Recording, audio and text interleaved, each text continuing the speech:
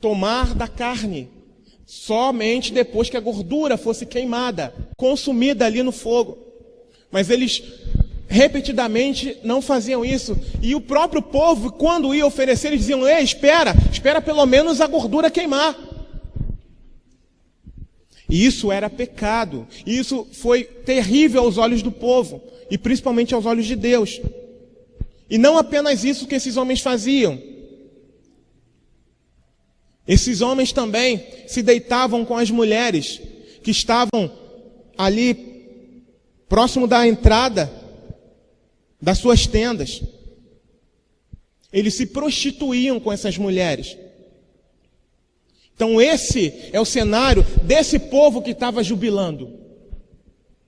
Esse era o cenário desse povo que fez a terra tremer quando a Arca da Aliança foi levada para o arraial, onde eles estavam prontos para revidar, porque eles já haviam perdido 4.000 homens numa guerra contra os filisteus. Então é esse o cenário.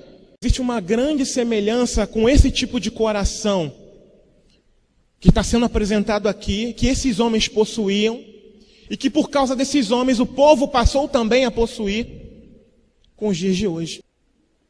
O coração deles não estava inclinado para Deus, estava inclinado para o seu bel prazer, estava inclinado para a prática do pecado. E o pecado é algo tão danoso à vida do ser humano.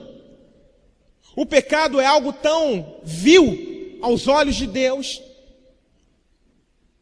O pecado é tão mortal para o ser humano.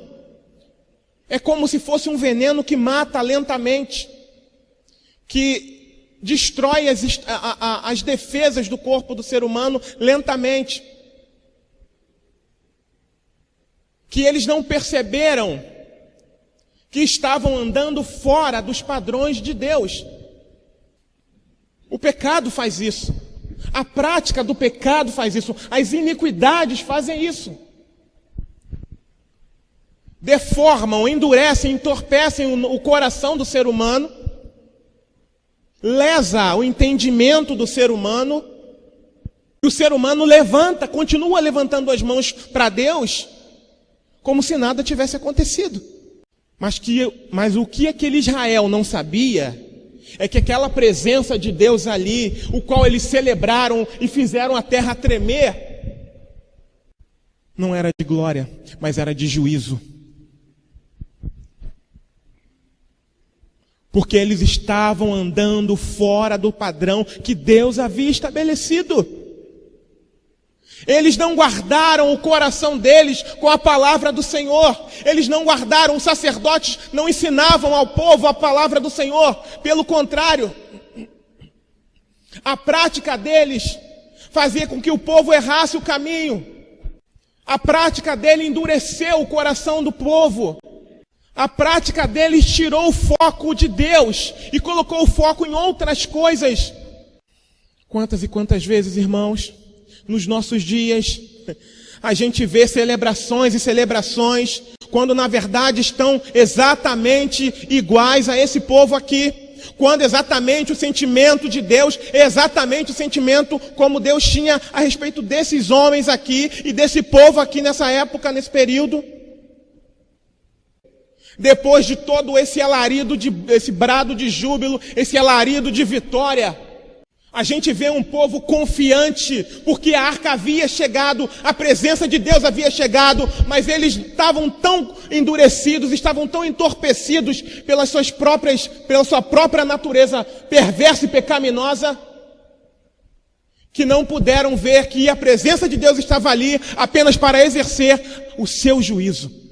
O pecado faz isso.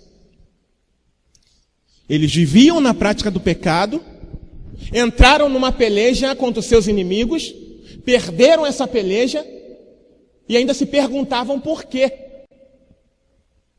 O pecado faz isso.